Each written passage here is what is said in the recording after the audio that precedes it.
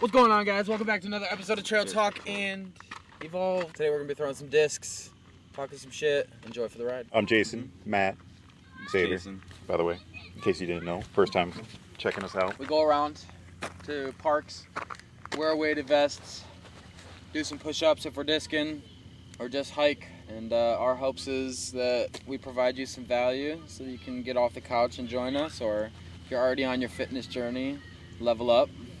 If you're scared to go to the gym, you don't have to gym. You can go out in this beautiful weather or cold weather because it's going to start getting cold here in Michigan. And you don't need them. Anyway, you just walk around your neighborhood. You can walk up and down your stairs at home.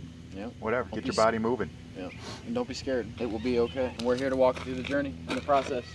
We love you. I'm feeling. In this fucking shot, your head was caught off. Dad was fucking. So you just sat and watched instead of repositioning? I didn't even see it. I'm not gonna lie. I didn't even- He just said you saw it. It's not right at This the end. guy.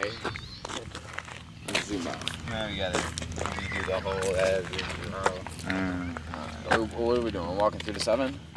So today I'd like to tell a little story, a little personal story about a battle with obesity and just overall health from the obesity. The battle that I fought for almost with my mother, starting young. I always had a passion for food, not really understanding the nutritional or the beneficial or opposite the beneficial aspects of food, different foods. Not until maybe 20s, late 20s. But prior to that, fighting with my mom to eat properly. She was obese and not active at all, and having this battle. And she was a smoker. Got her to quit smoking. That was a start. Big win for sure. Yeah. But the other aspects, I mean, because of her obesity, she had bad knees, she had bad back, and instead of, she saw this doctor. I'm going to call him out because the guy's on my hit list. I don't even know if he's still alive. He's old. But Dr. Burtka was her doctor for 15 years, maybe more. And I'm sure maybe he mentioned weight loss would be beneficial, but at the same time did nothing to help her do that. No programs or anything. He just was feeding her pills. So she was addicted to, she was on so many different medications, but I think Percocet was the biggest culprit. I don't know how many times she would call me crying, freaking out that she couldn't get to the pharmacy to get her prescription of Percocet. Now, mind you, she was taking one and a half of these pills every 4 hours. Yeah. That's a lot. Way more than necessary. I think, chime in for a half second. Is, Sure. These doctors get you on this thing, and I'm seeing the same thing with someone close to me right now, which you know who I'm talking about. Mm-hmm. They put you on this stuff, and then you get hooked on it, and then you go, oh, well, it's not working the same. So they just keep giving you more and more and more, even if it's not fully necessary for you to have the thing, right? Your body's becoming immune to it, so they're just dumping you full of all this crap. Yeah. Go ahead. And at that point, she was so far gone as far as being addicted to this medication. And once I did start doing research on nutrition and stuff like that, I was probably in my 30s, early 30s. I tried to convey this information to her. It's all good. It's Labor Day weekend, so there's a lot of people out. It's great. So yeah, with this newfound information, is where you want to go? Yeah, this is the whole. You can probably cut through that little gap right there. Oh, we could go down over there. Is there a gap over there? I was hoping to catch some poison ivy. Well, have some fun, man. I'm not gonna stop you from your finish. Let the PE boys get. Yeah, I took up that battle with my mother to try to get her to start eating better and maybe try to lose some weight. Where I was buying her groceries, I was working a lot, so I would order through one of those grocery ordering apps, and I would send her healthy food, and she would call me bitching about the food. She wanted what she wanted, whatever. I don't want to say I gave up, but I gave in to what she wanted. I mean, she was older. Figure at this point in her life, let her fucking enjoy what she enjoys. And this was 4 years ago. No, it was more than that. That was right around the same time I met you. I was going to talk about her passing away, but I want to go back a little bit further to. I want to talk about mindset real quick. As far as one of my sisters got breast cancer. Went through the treatments, she beat it. Right around the same time she found out she had breast cancer, my mother was like, oh yeah, I have breast cancer as well. She didn't at the time. Her mind told her that she did. So she developed breast cancer. And so I was taken to the doctors for that, and they're telling her that she can't get any of the cancer treatment because of her previous ailments, as far as her being extremely overweight. And she had sores on her legs, which I think was diabetes related. So they couldn't do any chemo or anything because of those sores. 2-3 years go by and she passes away. All that time, 20 some odd years of me fighting with her to try to get her to change her diet, to change her lifestyle a little bit, be more active. She never did. And the end result was death. I'm not going to say that's the case for everybody, but that's the case most of the time. Someone being overweight. Maybe you can talk about it. Towards the end, you spent probably the most time with her before she passed. Maybe you can talk on how she was.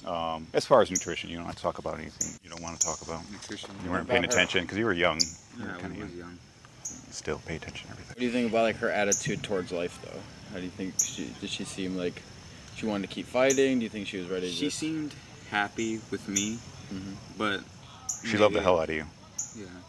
yeah, she seemed like a little meh to the rest of the world, definitely. But yeah. That's a big thing too for anyone that has a parent in that situation. You know, you may not be able to change their ways, but I think a good lesson from it is start with yourself, because when you do go to have kids, you can teach them what not to do. You can teach them the things that they need to be successful so that they're not the ones caring for you when you're that age, right? You can be the one in your family. There's a guy named Ed Milet that has played a huge impact on my personal development journey and my business journey. And one of the things that he always says is it only takes one person in your family, right? If you go back to any of the most successful families in the world, it all started with one person that decided to make a change that completely course corrected that entire family's life, right? And that could be from business, and that could be from fitness, it could be from any angle, but it just takes one person setting the fucking tone to influence the next generation so that you have the skills you need to fucking raise your kids correctly, right? And take all the stuff you don't like from him and do it better, right? Yeah. I feel like that's any proud parent's dream, is to have their kid be better than them and raise their grandkids better than they did, so that that can continue to trend. So, Generations of greatness. Starting here and now. TTE generation, baby. The what? What y'all talking about?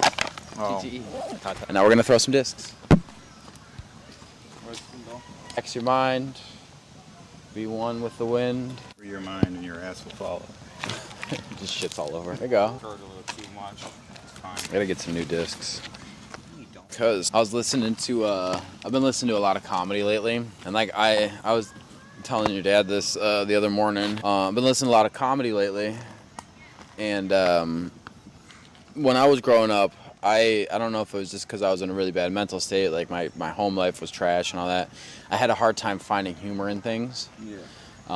So like I remember like 3rd or 4th grade and listening to Mad Libs, and like everyone's chiming in and adding stuff in, and everyone's cracking up in the class. And I just remember sitting in the corner just going like, I don't get it. Yeah, maybe Like, you were just dumb as a kid. that's there very well could have been, for sure, but I heard the joke, but it just wasn't humorous to me. It wasn't exciting or anything like that. So I don't know, now that I'm in a better mindset and I'm looking at the world differently and not just through a lens of everything's terrible and life is bad and all these things, now that I'm looking through a more positive lens, I'm finding a lot of humor in, and I kind of lost my train of thought, to be completely honest with you, where I was going with the I'm story. a little distracted by dogs and All this people stuff. screaming. Yeah. Well, it started with you wanting to get new discs, and then you went to comedy stuff. Oh, so. Bert Kreischer is like he's a comedian, and he's really big into disc golf too. And I heard him talking to someone talk about disc golf, and he's like, "What's your favorite disc to throw?" And the dude was like, "It's a Wraith," and he's like, "Oh, what weight?" And I'm like, "I don't even know what weights mine are." I used to throw a Wraith back Yeah, in the day. I had a Wraith for a while too. It's a disc. Yeah, so like this Innova And then whatever this says, that's the Wraith of. So the brand is a Nova, and the type of disc is whatever that name is. This one's a Champion. Champion Rock 3. So there's, in perspective, it'd be like a Wraith something, you know? But it just got me thinking, like, I know nothing about this awesome game that we're playing, and I should get some discs with some better understanding of what weights throw, because then I went, as soon as you said that, I was like, oh, like actual golf, you use a driver, and then you grab a 9-iron for certain distances, and you grab a 5-iron for certain distance, and putter for, and I was like, oh, maybe it's good to know some of this stuff. Yeah, for sure. That's why this disc, it's a mid-range, like it says here, mid-range, but it's also my putter, and it flies pretty damn straight, so I'll use it for my mid-range or just long putts. My driver, I use for everything else. That's a poor man's way of doing it. Yeah, you see these guys with these big bags of disc, and I remember telling you one time, it's like, oh, in case they get lost, you got a bunch of them. Yeah. But no, it's for different lengths and different sizes, and this one curves better, and this one doesn't curve. Yeah. So totally makes sense. And going back to needing some more discs, I want to learn more about it. So when we go to play, I got a couple extra discs. Oh, this one's for this, or I like this one for this. And it's gonna be a lot of testing though too, because it's about how you throw it, and you know, there's so many variables to this game. And I think hopefully what we're doing too here is inspiring more people to come out and do this game, because it's not taxing on your body. You can go out, relax, and have fun with your friends. Relaxing. You're out in the wilderness, you're with friends, and you're just simply playing frisbee by yourself. Well, not by yourself, but with the ground. For sure. So a deer starts shitting on your disc. We should always have a cut scene where the deer's like, let's throw some discs. Goddamn it. This one goes to the left a little bit, right? Yes, if I'm pretty sure. I'm gonna try forearm. I wonder, is there a way to like make it to where it will that's bad? No. That's awesome. Cut it right back. Okay. I was gonna say, like, is there a way? Because like when I watch, what's his name, Chandler, play golf. Chandler Bing? No, Chandler from Mr. Mr. Beast. Beast. Like when he hits the golf ball. You guys wouldn't know that. I would know. I grew up on that too. Okay? What, friends? Yeah. I don't know. But yeah, when he hits the golf ball, he has this like red line showing where it's going. I wonder if he can do that too for this. Oh, for sure. Yeah, we were talking about that a couple weeks ago, weren't we? Yeah. I feel like there's like a transmitter or a receiver thin enough where you can just tape it on the bottom or something and kind of track it with your phone. That fucking swamp. That's where I went to. He's lost in the wind.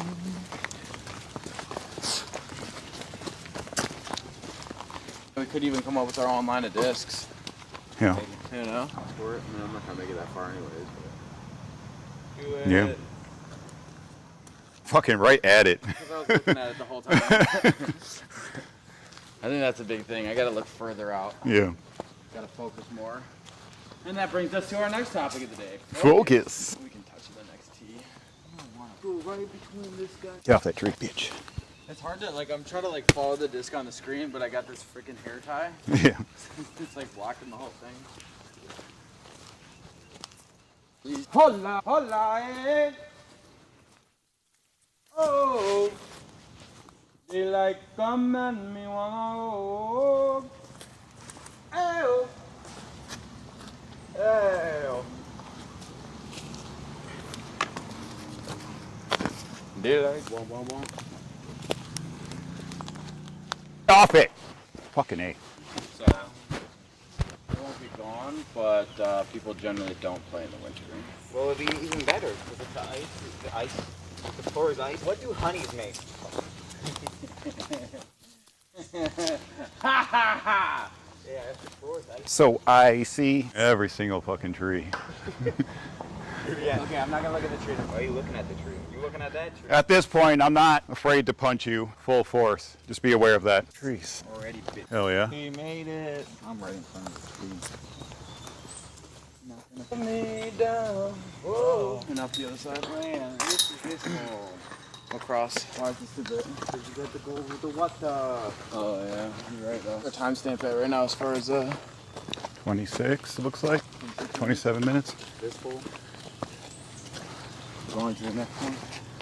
I'm not opposed. Yeah, right. Next hole is the disc eating hole. We've lost this on this hole. We found this on this hole. There's that deer. Deer shitting, or the disc shitting deer. Fuck off. Shitting deers. So yeah, focus. Yeah, that's been a big thing for me. I kind of get stuck on these buzzwords: intent, discipline, focus. Because I think the discipline of doing the action consistently gains the skill. And being intentional with it. I used to think I was really good at multitasking because of my job. I had so many different responsibilities and so many things to monitor at the same time. I'm like, I'm really good at this. I can prep this item and manage that situation and whatever all at the same time.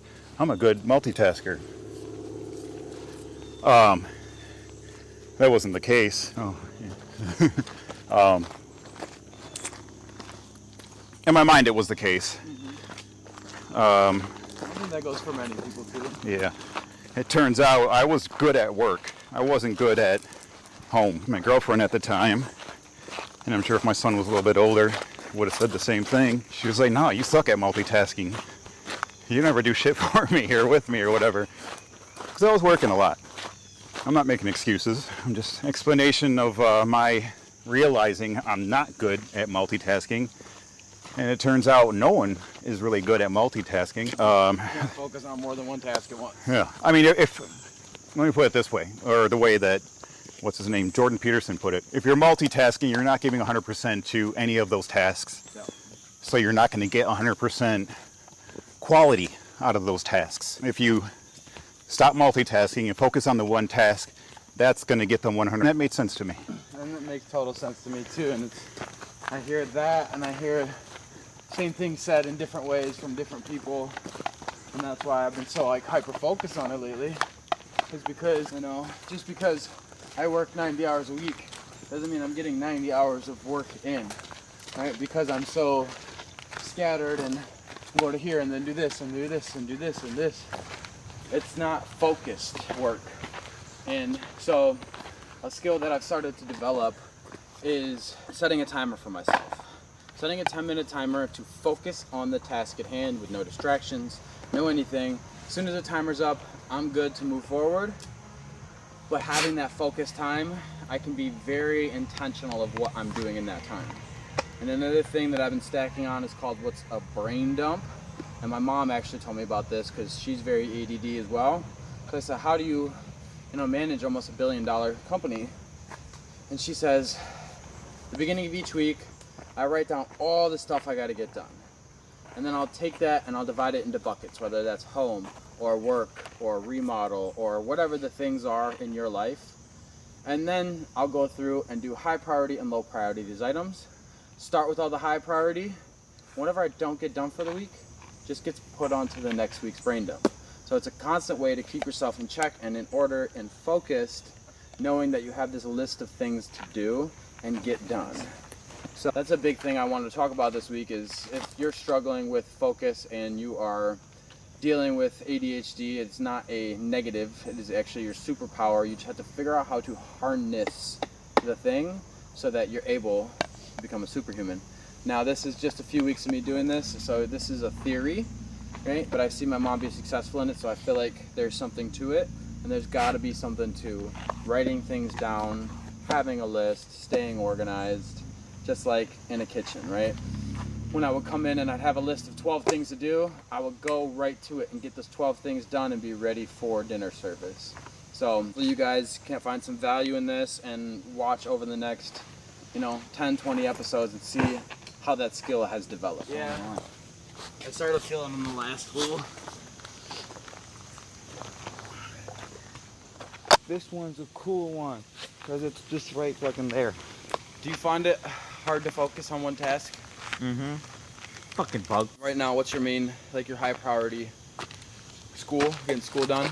Yeah. Do you think a brain dump might be helpful as far as schoolwork? Maybe. Obviously, you can't track all the stuff that's upcoming, but if you got a piece of homework and you had a notebook just for brain dumping, you got a piece of homework and you write down math pages 1 through 6, read chapters 1 through, and just put that on a piece of paper.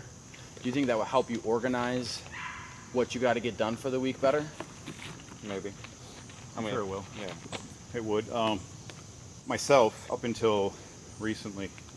I've had a steel trap for a brain. Most things I saw or did or whatever, I would remember. So if I made a list for myself of things I need to get done throughout the day, I would just access my little list in my head. Not the case anymore. Someone once told me he carries around one of those little notebooks that we have. Yeah. And throughout the day, something comes up that he needs to remember or something he needs to focus on. He'll write in his notebook, put it in his pocket. Maybe every half hour, he'll check his notebook, make sure he's got everything he needs to be working on. It's happening. So I think that's something I'm going to start implementing. I have the notebooks now, and my brain doesn't remember like it used to, so I'm going to start implementing that. And just everyday things, whether I'm at work, at home, or whatever. Write that little shit down, and it's there. And I think too, this is the big thing, is like starting with something and not trying to start with everything. Most people, from a fitness standpoint, they go, okay, it's December, I'm gonna eat really bad, and then come January, I'm gonna double down. I'm gonna get the protein powders, I'm gonna start working out, I'm gonna do this, I'm gonna do this. And that's why most people end up fading out of going to their fitness journey, because, oh my gosh, there are 3 beautiful deer right here. You just now realized that? No, I saw it earlier. I didn't realize there was 3. I saw the one, and there was a baby over there too that went that way, and a mom. But most people fade out of this journey because it becomes, I'm trying to change too many things at once, right? So I think starting with the notebook and me starting just with the brain dump, right? It's a step towards it. Get that fucking discipline down, get that organized, then add on the next thing. And I think for any of you watching, just coming out and walking with us in the morning or throwing some discs, like, let that be your first thing. Don't go to the protein powders. Don't try to change your diet. Like, yes, it's important, but give yourself the time to build the habit of showing up. Just show up. Just show up. Just show up. And then once you feel confident, like, hey, I'm here. This is what I am. This is who I am, and this is what I do. Then add on the next layer. Yep. Start with one. Always start with the one. Too many people fail by trying to get it all at once. And I've done it myself. Oh, I'm gonna do this 75-day hard, and then I'm gonna get my diet in order, and I'm gonna be bulking, and I'm gonna do this, and Then you're having a stress overload, exactly. and you start smoking more than you usually smoke, or whatever. Whatever your thing is, Exactly. you start stressing yourself out. Revert back to old ways, Yep. right? Especially, like, I've told you that multiple times over the last years. I don't get stuck in there, but I get these moments of, like, I feel like I'm falling back into my old self, and I want to just course correct that shit. But this is a process. You're not gonna fucking change overnight or next month or in 6 months. You just gotta dedicate the rest of your life to showing up and getting a little bit better. 1% better every single day. One little tick every single day. Remember when you said making our own frisbee stuff? Mm-hmm. How about we make a fly swatter frisbee? Yeah, the mosquitoes are really bad right now. Yeah, I'm crushing it. Yeah, I already got it. I've got quite a few. No, not that way, because I turned that way, so it goes that way. I mean, that way is actually good. I get the fish out. That's going the right way. Oh. Whale. Good. Ah, I got tree love today. Messing with me today. They feel bad what they do. You know the worst part? The bark spray just doesn't really work. It works if you put it on the way they tell you to, which is take the whole can and fucking. Other than that, no. You're smelling like that and tasting like that all day. All fucking day, and it's not like you can feel it on your skin like a residue. You got that. I'm fighting off mosquitoes trying to get that thing set up. Alright, I'm practicing my forearm to get better at forearm. Okay, that was bad. So I think I aimed that way too much. I'm gonna cut back this way, try this. I'm funny. Third time's the charm. Hell, man. I'm getting mad. You know what happens when your emotions take control? My son, the Sith. I have the darkness in me, Daddy. Right? I have the darkness in me. I am the darkness. That's what it was. Conspiracy time. So this whole thing in fucking Maui, I think we talked about it. I don't know if we did on the show. No, not on We the did show. Yeah. So the fires in Maui, fucked up situation for all those people. But now, you know who Brett Cooper is? Mm-mm. She's like the female, what's that dude's name? He's on social media everywhere. He's very conservative. Oh, Ben Shapiro. Ben Shapiro. She's like because they look similar. But she's like the female version of him, but not as, I don't know, he can be a little off-putting sometimes, but she's very approachable. She's Yeah. charming. So she was talking about it too, and she's like the third person out of whatever I seen on YouTube talking about these Maui fires and how the government closed down Main Street in their downtown area, preventing people from leaving. And if you see the pictures, all those cars lined up because there was a barricade there that the cops put there To prevent people from leaving. to stop them from leaving. There's that. There's the chief, emergency, whatever his title was. Hawaii has like the #1 emergency, what's it called, signaling system in the world. As far as like they have volcanoes, they have tsunamis, they have a bunch of shit they need to worry about. So they have an alarm system to let the world, not the world, but the islands know that something's going down. He never used it. His point was, I didn't want to ring that alarm because people think it's a tsunami thing. And it states on their website, this alarm is for all these different fucking things. All the emergencies. And he never used it. So he probably got paid not to use it. Paid to put up the barricades. And when they were doing their media, their press briefing or whatever the fuck, the mayor kept stopping reporters or stopping, whether it's the chief or whoever it was, from answering questions. Either stopping the reporter from asking questions or stopping the person from answering the question, which is, what? Right. So that whole situation is weird. Thousands of acres that didn't burn belong to certain people. So it's just a fuck. And as soon as, this part pissed me off, as soon as the fucking embers were cold, all these big companies came in. Hey, we want to buy your property. We want to buy, and this has been going on for years for them. But they're like, no, we're not selling. Yeah. Now that all your shit's burned, you want to sell your property? Weird, huh? Because you got nowhere to go, nowhere to live. Yeah, that's fucked. It really is. And then, conspiracy like that makes sense.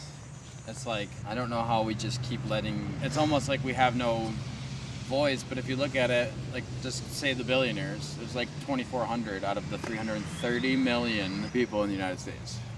Yeah. We have them outnumbered. They just have the resources. They have everything else. Yeah. They have everything else. And it's not to say that all billionaires are bad, No. right? But it's the ones that were greedy before they got money just became greedier. The ones that were trying to do something good before they had money are now doing things good. And I never understood that. Like, why would you want to own so many things or have so much? Like, you're one person. What can you do with all this shit? Just say, hey, I own all this, and you're cool? Yeah. Well, Doesn't make sense to me. I have an argument to that because I've always had like crazy high ambitions, right? I've always wanted to do That's why I things. brought it up, because I know you like that shit. And it doesn't click in my head. Yeah. Well, for me, it's not about owning a bunch of shit. It's about, and I explained this to someone at work yesterday too, because we had an incident. I'm not going to get into, but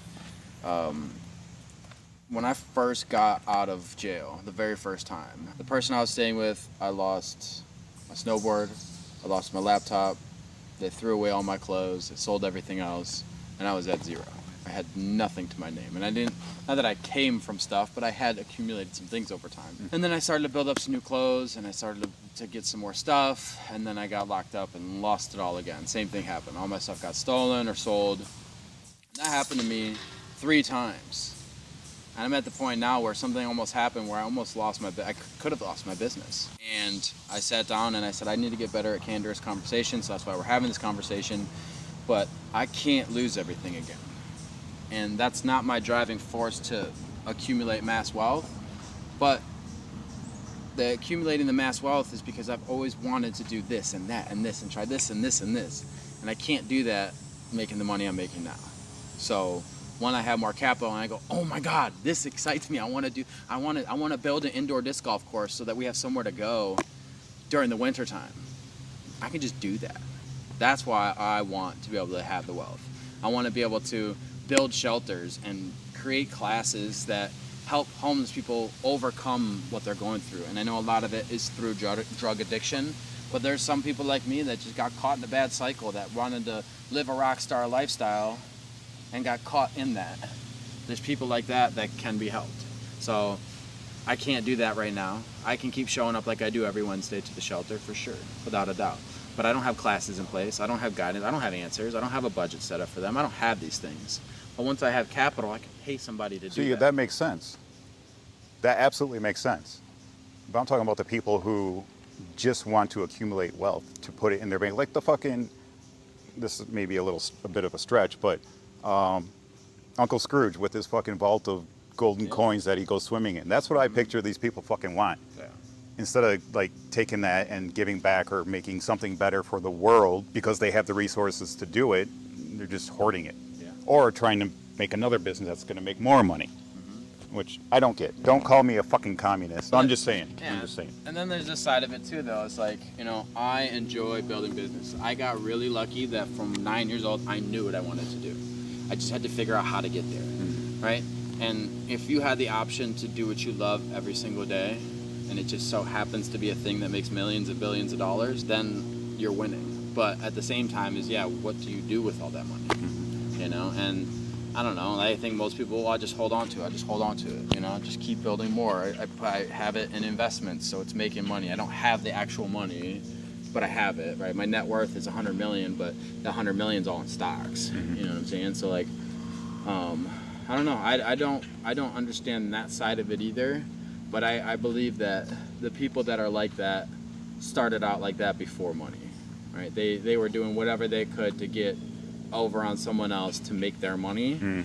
But I also believe that there's people that, like Gary Vaynerchuk as an example, like he makes millions of dollars, hundreds of millions of dollars a year in his company, but he also gives people all the information on how to do the same thing if you so choose to do. Yeah.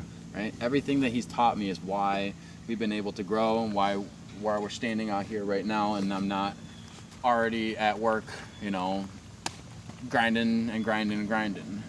It's because he gave away the information to become successful, and he's making his money and he's living his best life.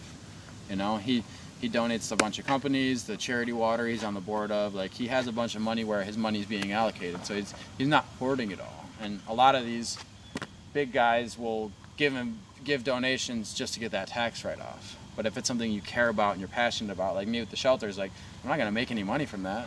That's going to be all putting money into it, right? So, I don't know. And then there's so many people, too, that helped me get to this stage that I want to make sure they're good. Like, my mom is building a house in Tennessee. I want to fucking pay off that property. Have her property taxes paid off for the rest of her life, right? So that's an account that just gets taken out. She never has to worry about it. She never has to think about it. I want to buy people houses and cars and do my Mr. Beast shit, you know? But to the people that, not strangers, but to the people that help me get to where I'm at. So I'm with you on the fact that I don't totally understand, but I also don't think everyone. No, I don't think everyone's like that. I just don't understand. But there's that. a lot. There's a lot of people that are like that. Too many. Unfortunately. Too many. Side note: we are not experts. We are knowledgeable. Yes, I've spent many years working with food, and most recent years, over the last 4 or 5 years, the nutritional aspect of it. So I have that knowledge. Don't call me an expert. Do your own research for yourself. Go to your doctor, get blood work done, find out what you need to do. Do it. And go to multiple doctors too, because one guy that's been doing it for 30 years and hasn't learned anything in the last 30 years and just practices what he did 30 years ago probably isn't the best information. Someone that studies their craft every single day and gets better and says, oh, you'll never guess what I just learned, right? Find that doctor, because there are some out there. And don't poo-poo holistic medicine, Facts. because your body is very capable of repairing itself as long as you give it what it needs. That's what it was designed to do. It was designed to repair itself and replenish. We get new skin frequently. Our eyes shed frequently. It's just what your body does. And going back to the couple episodes ago that hopefully you guys have seen, if you haven't, go check that episode out. But we talked about someone that chose the holistic path and someone that didn't, and where their results are at to this day. Was it 4, 5, 6, 7 years later? So Trail Talking Evolve. go subscribe, baby. Love you. We'll see you next week. Doing my dead stare.